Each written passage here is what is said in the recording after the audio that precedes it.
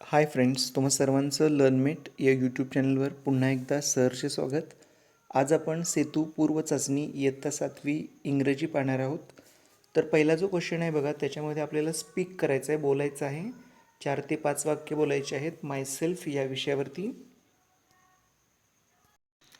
किंवा things I can do, मी काय करू शकतो याविषयी बोलायचं आहे.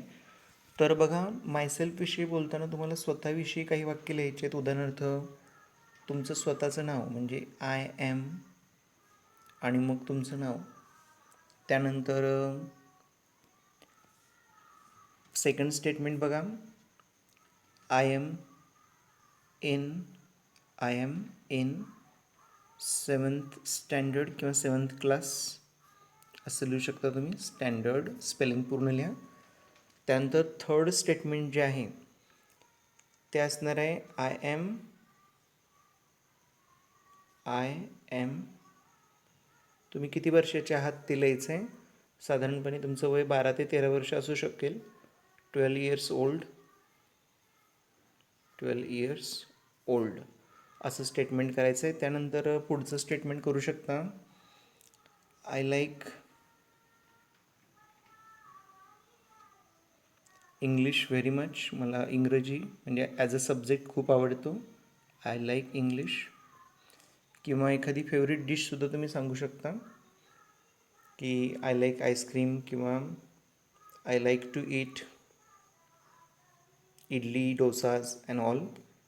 आय लाईक आईस्क्रीम म्हणजे मला आईस्क्रीम आवडतं असं तुम्ही लिहू शकता. म्हणजे ॲक्च्युली तुम्हाला इथं बोलून दाखवायची इथे वाक्य. आणि थिंग्स आय कॅन डू जर तुम्हाला करायचं असेल तर काय करायचं, आय कॅन घ्यायचं. आय कॅन दरवेळी आय कॅन घ्यायचं. आय कॅन स्विम म्हणजे मी पोहू शकतो. आय कॅन राईट मी लिहू शकतो. आय कॅन रीड इंग्लिश असं करू शकता. म्हणजे तुम्ही कोणत्याही प्रकारची जी क्रिया करू शकता ती लिहायची. आय कॅन डू एक्झरसाइज किंवा आय कॅन डू योगा, किंवा तुम्ही I can play cricket, I can play football अशी सुद्धा वाक्य बनवू शकता. बघा, या टाईपमध्ये तुम्ही बनवू शकता वाक्य. I can play cricket, CRICKET. तर अशी देखील वाक्य तुम्ही बनवली तर चालतील. तर तुम्ही मायसेल्फ किंवा थिंग्स आय कॅन डू यापैकी एक प्रश्न करायचा आहे. सेकंड क्वेश्चन बघा, तुम्हाला एक पोएम म्हणून दाखवायची आहे. 6th स्टँडर्डमधली कोणतीही पोएम, म्हणजे मिनी अँड विनी असेल किंवा there is a whole in the bucket यासारखी कोणतीही पोएम तुम्हाला जी पाठ असेल ती गाऊन दाखवायची आहे, सूर आणि तालाशी सोबत घेऊन.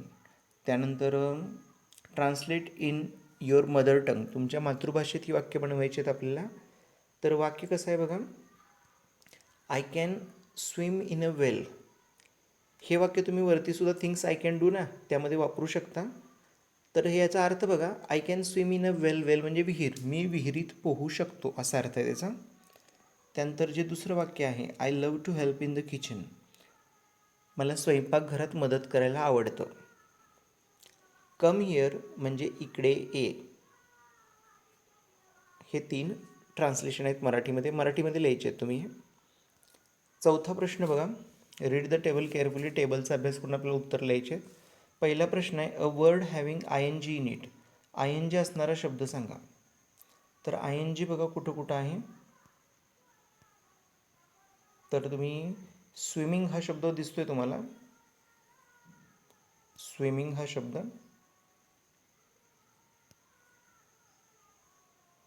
बघा, स्विमिंग हा एक शब्द तुम्हाला दिसतोय. त्यानंतर चॉपिंग हे ING असणारे शब्द आहेत बघा, तुम्ही ते लिहायचे आहेत. त्यानंतर सेकंड क्वेश्चन आहे, अ वर्ड दॅट मीन्स फ्रायटंड म्हणजे थोडासा घाबरलेला. इथं स्केअर्ड हा वर्ड आहे बघा, तर तुम्ही तो तिथे यूज करू शकता. द ऑपोजिट ऑफ सॅडली 3 नंबरचा प्रश्न, तर सॅडलीचे ऑपोजिट आहे हॅपीली. त्यानंतर नेक्स्ट फोर्थ क्वेश्चन आहे बघा, कटिंग या अर्थाचा शब्द. कटिंग म्हणजे चॉपिंग, म्हणजे इथं तुम्हाला जो स्टॉपच्या वरचा शब्द दिसतोय चॉपिंग, तुम्ही कटिंगसाठी वापरू शकता. त्यानंतर बघा next 5th question, read the following passage carefully and say whether the statements are true or false. तर बघा, a nobleman in a far away land once caught a nightingale and put him in a cage. No bird likes to be shut up in a cage. The nightingale began to plead, please set me free. If you let me go I will tell you the secret of happiness. असा passage आहे. पॅसेजच्या 2 ओळी खाल्लेत बघा next पेजवर. The nobleness was rich but not happy. He wanted to know the secret of happiness so he let the bird go. इथं nobleness आहे, नाही आहे, नोबल मन पाहिजे होतं. Right whether the following sentences are true or false.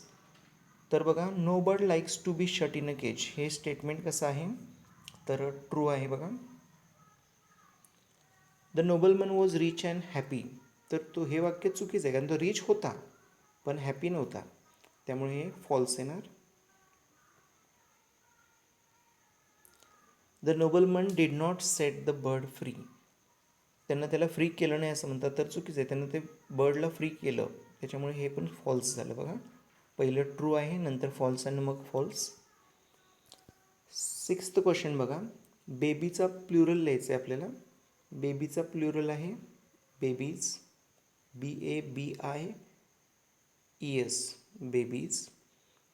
त्यानंतर this is a बॉयमध्ये identify the noun, noun कोण आहे तर बॉय, बॉय हे नाऊन आहे. त्यानंतर नेक्स्ट क्वेश्चनमध्ये बघा, Vidya loves her brother, identify the pronoun. तर इथं विद्या हे नेम ठेवलेलं नाव आहे, स्पेशल नाऊन आहे, बरोबर आहे.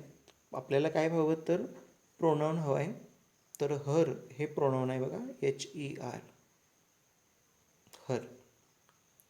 व्हॉट आर यू डुईंग, त्याच्यामध्ये टाईप ऑफ सेंटेन्स विचारले, तर हा एक क्वेश्चन आहे, तर तुम्ही क्वेश्चन लिहू शकता किंवा इंट्रोगेटिव्ह सेंटेन्स म्हटलं चालेल.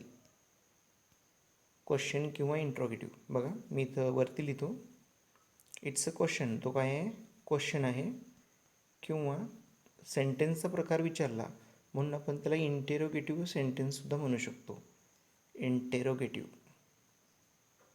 दोन्हीपैकी एक लिहिलं तरी चालेल. इट्स अ क्वेश्चन किंवा इंट्रोगेटिव्ह सेंटेन्स, हे 4थ्याचं उत्तर आहे. 5वा बघा, शेवटचा प्रश्न, Raju works on a farm, identify the tense. इथं आपल्याला टेन्स विचारला आहे, तर हा जो टेन्स आहे तो आहे simple present tense, simple present tense, simple present tense, हे 5व्याचं उत्तर आहे. तर बघा, बाकीचे सुद्धा सेतू चाचण्यांचे पूर्वचाचणीचे पेपर सोडवून द्यायचे, त्याच्यामुळे हा गडबडीत तुम्हाला लवकरात लवकर उत्तर मिळावीत यासाठी बनवलं आहे. तर पेपर आता पूर्ण झालेला आहे. पेपरसाठी तुम्हाला ऑल द बेस्ट. धन्यवाद.